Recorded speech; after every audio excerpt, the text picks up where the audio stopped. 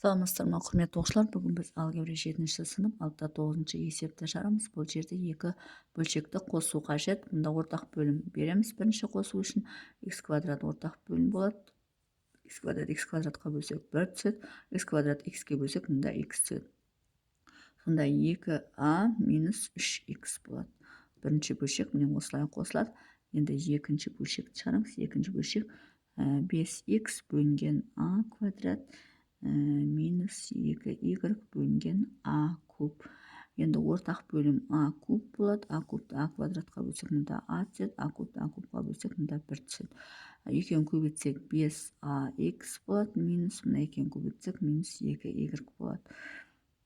Бұл бізде екіншісі. Енді үшіншісін шығарамыз. Үшіншісі 1 бөлінген m-нің 4 дәрежесі n куб плюс 2 бөлінген m куб n-нің 4 дәрежесі. Ортақ бөлім айнымалының үлкен дәрежесі m4 пен m3-тен m-нің 4 дәрежесі алынады. n куб пен n4-тен n-нің 4 дәрежесі алынады. Енді мынаған бөлетін болсақ, мұнда n түседі. Мынаған бөлетін болсақ, мұнда m түседі. Сонда n қосу 2m болады алымы.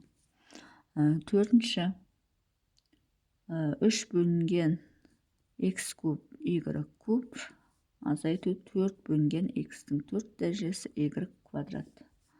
Енді бұл жерден x куб пен x-тің 4 дәрежесіне x-тің 4 дәрежесі алынады. y куб пен y квадраттан y куб алынады.